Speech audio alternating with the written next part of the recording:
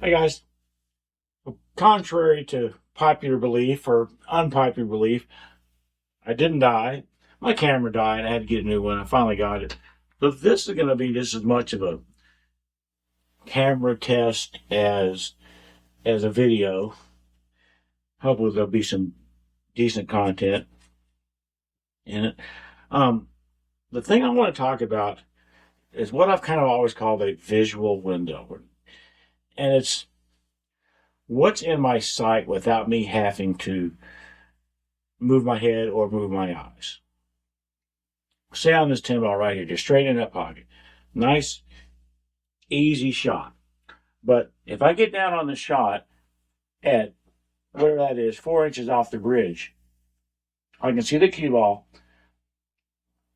and I can see the ten ball in this visual window of mine. But if I want to see the pocket, I have to raise my eyes up a little bit. Not much, but a little bit. And one of the reasons that I myself haven't been able to ever be one of those guys that takes 115 practice strokes is because my eyes get tired of flapping up and down between the pocket and the cue ball and the object ball and just constantly doing this.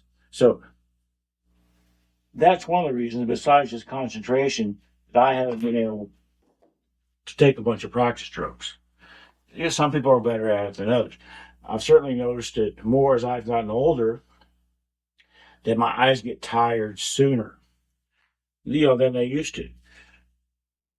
Sometimes they'll either completely lose focus if I try to, do it for too long, or they'll wander off to something else, like there's an imaginary squirrel or something. And I've had to watch it, and most of the time I've had to rein myself in. Now in this case, what I'm naturally looking at is the 14 and the pocket. They're in the same visual window in this case. And the cue ball is down at the bottom of my. Is it still peripheral vision if it's at the bottom or at the top as opposed to left or right? I don't know the answer to that question. But I can get two of these three things in the same field of vision fairly clearly. Now, when I say clearly, I don't mean focused. Still have to change my focus between these three things. But if I get lined up for this shot, I'm looking at that 14 in that pocket, but I have to move my eyes down to look at the cue ball every now and then, make sure I'm hitting it in the right place. And again, eyes flapping up and down can cause a problem, and do definitely cause a problem for me at times.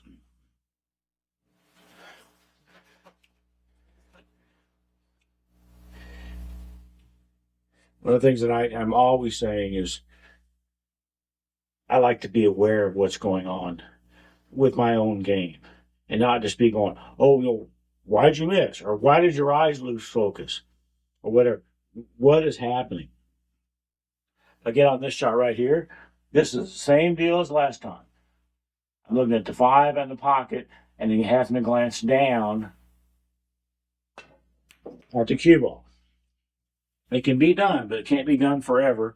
And for me, the longer a particular session or match or whatever it is, the tougher it gets. The more tired I am, basically, to begin with,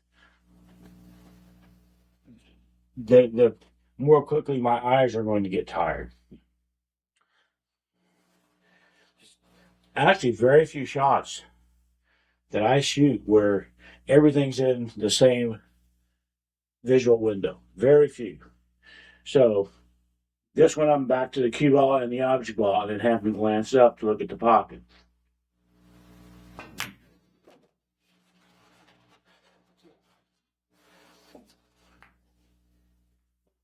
If I have a shot like this,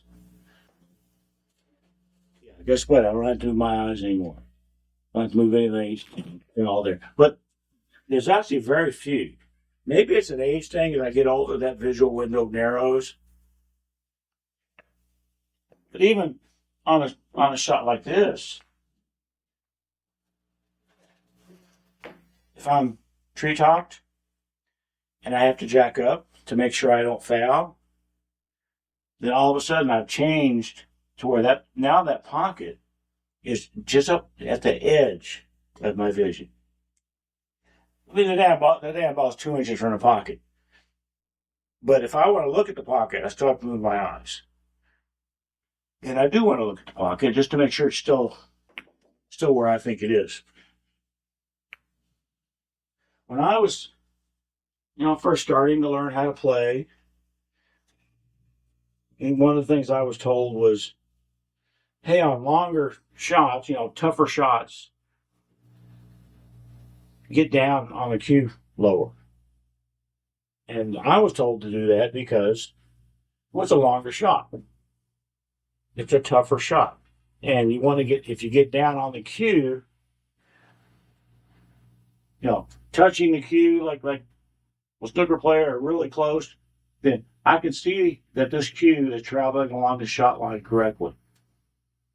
I can see the shot line better from down here and make sure I'm on the shot line better from down here than I can from up here. And that is definitely valid reasons. But one of the things I've learned over the last, especially like the last 15 years, and definitely especially since like 2012 when I got to LASIK, is that being down on the cue on a straight in shot puts everything back in the same visual window, or at least very close to being in the same visual window. I don't have to move my eyes to see the cue ball, the object ball, the target in that case. Or if I did, for some cases, it's very little. It's very little movement. These are good things. Now, obviously, the ones that I've been doing here have been straight in shots. There's going to be times where you can't get everything in the same visual window, no matter how low you feel like dropping down. If I want to shoot just 8 really in the outer pocket, let's say to the left, I can make sure the cue ball and the 8 are in the same field of vision, but the pocket's way the hell over there. So I had to move something. I'd have to move my head to look at the pocket. I have to move my eyes to look at the pocket. Maybe I have to move them both to look at the pocket. Now, a lot of times in a case like this, I actually raise up a little bit more than the difficulty of the shot might indicate, because I don't have good depth perception. I don't see angles very well.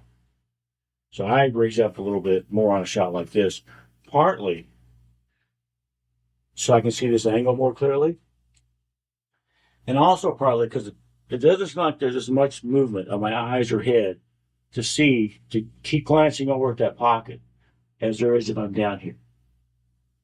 It doesn't seem like there's as much. Like I said, obviously this is a tougher shot, and just do the best that I can. This is not a fix.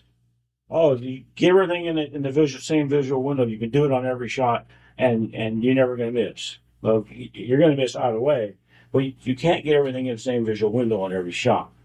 I guess not if you're a human being. Some kind of a 3-eyed alien, you might be able to do it with. On a shot that's a little bit more of a cut, and I'm not completely sure about the accuracy, I'll raise up a little bit and overcut the shot anyway. Remember when I said it was a tough shot like 20 seconds ago? It's a tough shot for me. Some of you guys probably just clicked away because you're like, this guy sucks. He can't make anything. Why would I listen to him? Well, I used to be able to make stuff. I don't know if that's good enough reason. Let's cut the gate over there this time. This is the exact same thing. I can put the cue ball and the 8 in the same visual window, but I don't see the angle from down here at all. Raise up a little bit. I raise up a little bit. Not a lot. Not up here like, Minnesota Fast in his old age. He was like this. I may be like this at some point, but I'm not there yet. Try to keep that in mind. I've said before, sometimes I'll bob up and down, and that's to help myself to be able to see the angle better. I fouled that ball. Remember how a minute and a half ago I said I didn't have very good depth perception? That's why. That's why.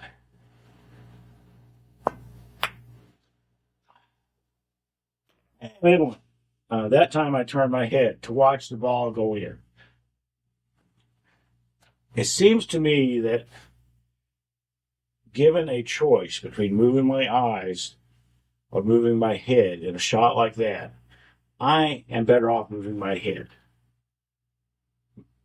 moving my neck. It doesn't get tired from doing this a few times, like my eyes get tired from glancing back and forth. And maybe that's just me. It's definitely the case. So I'm going to stop this. This is a shorter video.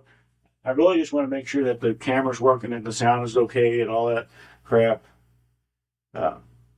This is actually a cheaper camera than the one that broke.